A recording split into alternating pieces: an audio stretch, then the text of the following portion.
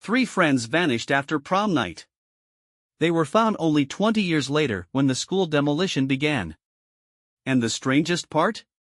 18 hours before they disappeared, one of them wrote lines in her diary that now read like a warning that nobody heard. Before we start, drop your city in the comments. I'm genuinely curious where you're watching from. And if you like stories that make it hard to sleep afterward, hit subscribe. It was 1999. A small town called Westwood, Ohio. The kind of place where everyone knows everyone, and news travels faster than a siren. Prom night at Westwood High School, music, balloons, glittery dresses, parents with camcorders, teenagers feeling like the future is infinite. Emma Parker, Chloe Bennett, and Madison Reyes, three friends people called inseparable. Smart, bright, and packed with plans that didn't fit inside a town like this. And here's what matters, they didn't just not make it home. They vanished the way someone vanishes when reality gets switched off. No phone call. No note. No solid timeline. No clean explanation. For 20 years, this case became a wound the town learned not to touch during dinner, until 2019 when dust, concrete, and pure chance dragged the truth back into the light. They were tearing down the old gym. Workers were breaking through an interior wall when something small dropped out, like a time capsule cracking open. A diary. Pink cover. Stickers. Late 90s style. The foreman, Mike Johnson, was about to toss it as kid stuff. Then he opened the first page and froze. It read, Emma Parker's diary. If found, return. Then the address was scratched out. And under it, in someone else's handwriting, doesn't matter anymore.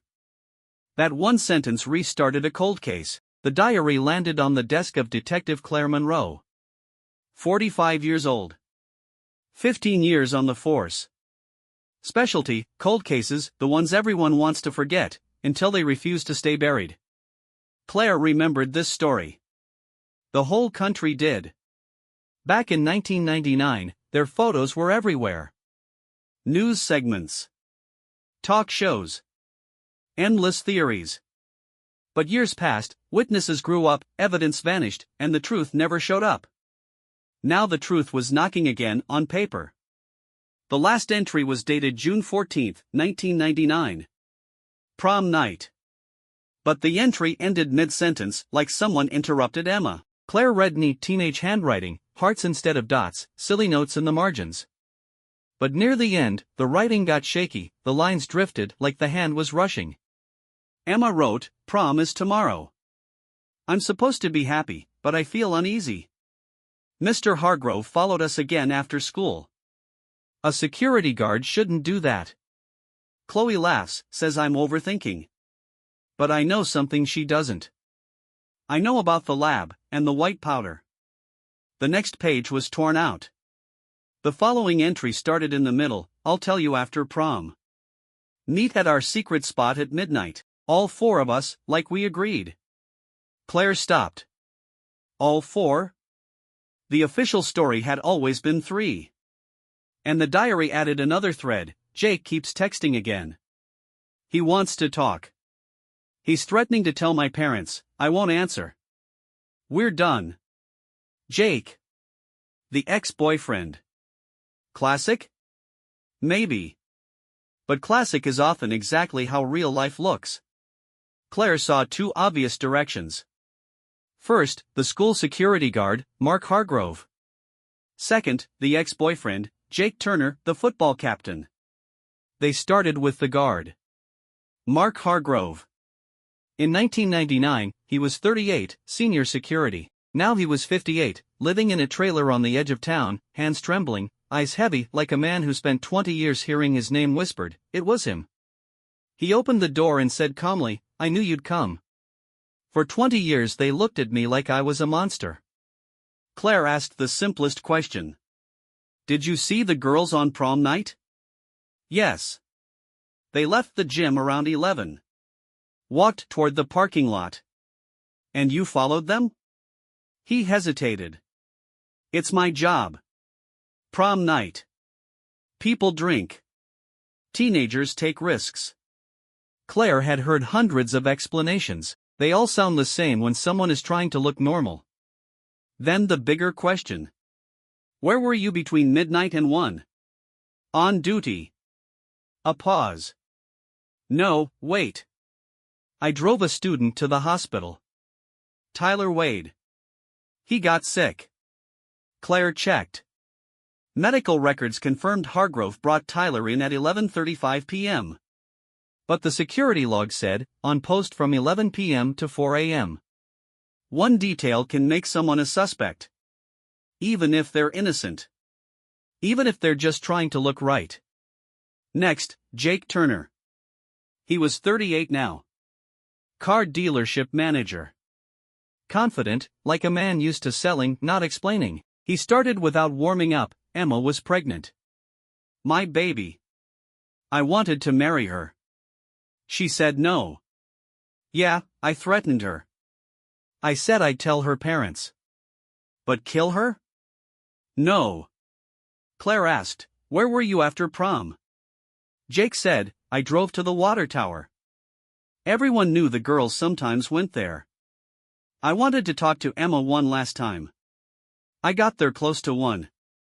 My car was there, the girls weren't.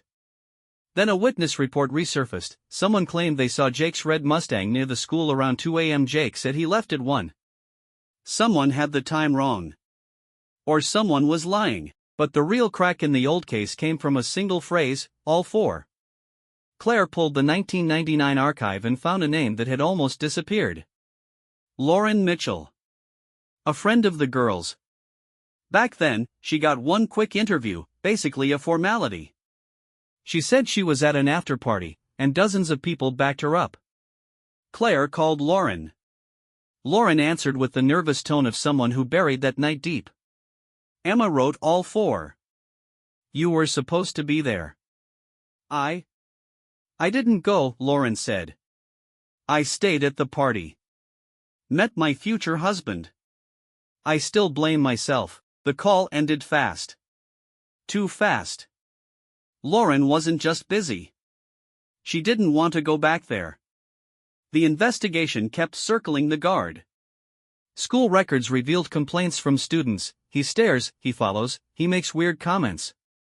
Administration ignored it, typical story, until it's too late. And they discovered Hargrove had access to the chemistry lab. A teacher, Laura Stevens, remembered supplies going missing.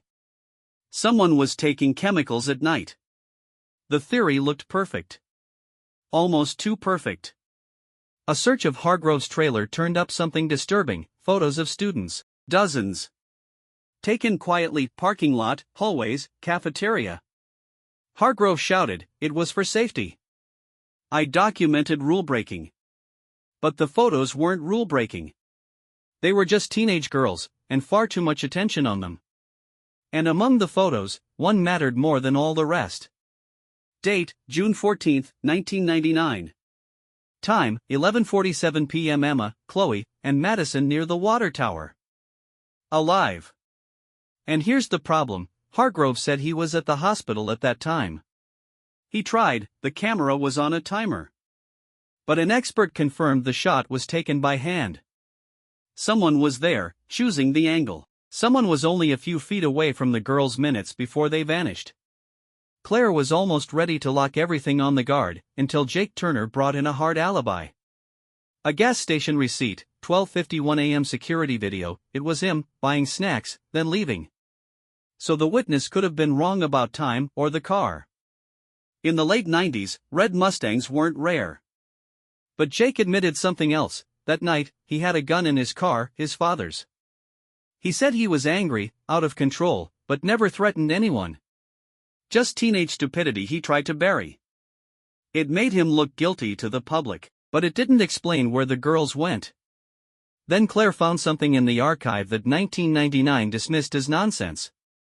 A statement from a local homeless man who slept near the tower. His name was Hank Miller. Nobody believed him then.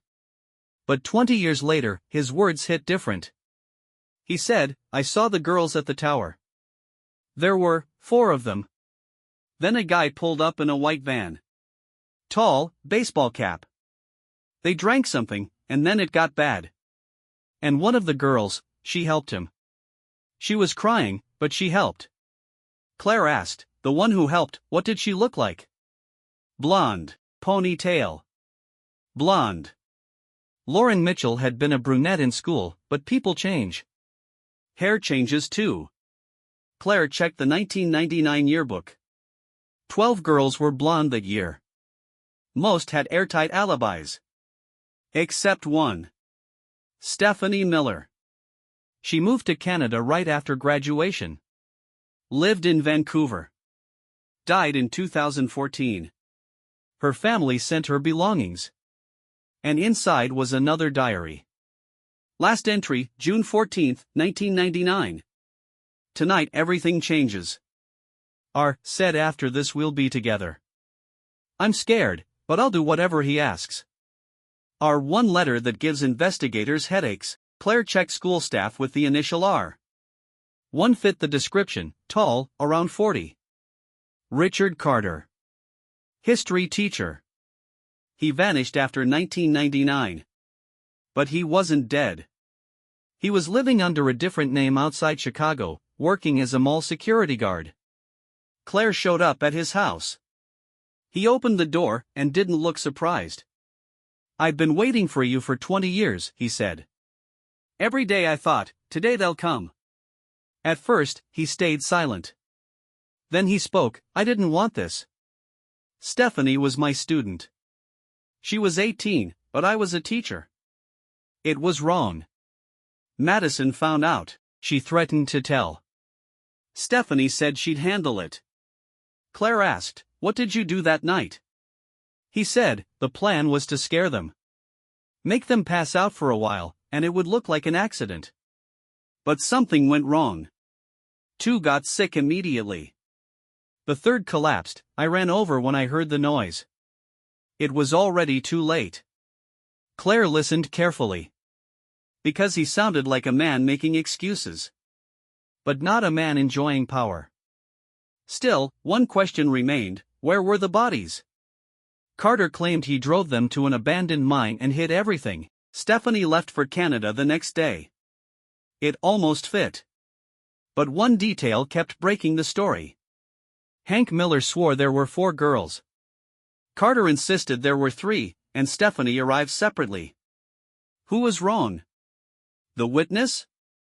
Or the teacher? Claire returned to Emma's diary and noticed something everyone missed. Emma wrote, all 4 of us, like we agreed. But she listed only 3 names, herself, Chloe, and Madison. She never named the 4th. Like it was obvious. Claire pulled phone records. On June 13, Emma called 4 people. Chloe. Madison. Jake. And one more number. That number belonged to Lauren Mitchell. Claire brought Lauren in again. And Lauren's perfect alibi fell apart like cheap makeup in the rain. People remembered Lauren at the party before midnight and after 2. But between those hours, there was a gap. Under pressure, Lauren broke, yes. I was at the tower. I got there around 12:30. I saw everything go wrong. I panicked and ran back to the party. I stayed quiet because I was terrified they'd blame me. Claire asked, why didn't you call for help? Lauren whispered, I thought they were already gone. But then the truth shifted again. Forensics suggested one of the girls could have still been alive for a while. And Claire found a strange hospital record in a nearby town. That night, an unidentified young woman came in sick and disoriented. She gave a fake name, Stacy Connor. By morning, she vanished from the hospital. The entrance camera showed a woman in a medical coat walking her out. Nobody on staff recognized the employee.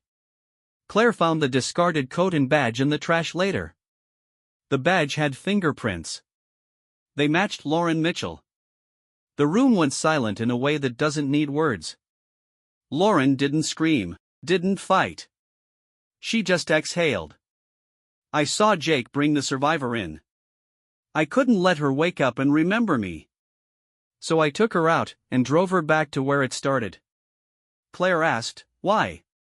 Lauren said the kind of thing that chills you, not in your skin, but in your memory, because they were leaving. All three of them. And I was staying. And I couldn't be nobody again. Then came the confession that flipped the entire case.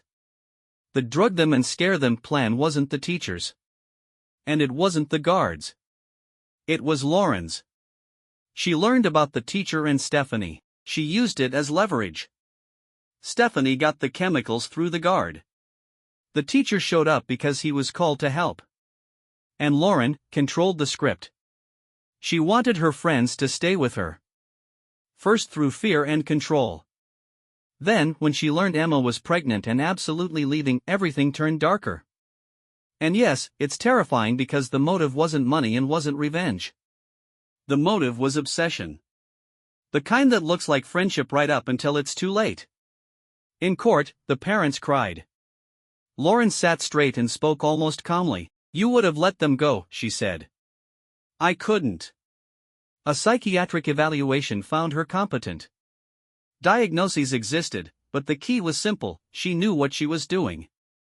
Sentence: 3 life terms without parole. Richard Carter was convicted for covering up the crime and his role in hiding evidence. Mark Hargrove was cleared of murder, but convicted on drug-related charges tied to the lab. Jake Turner was cleared. Later, he started a non-profit supporting families of missing teens and named his daughter Emma. After the trial, the water tower was demolished.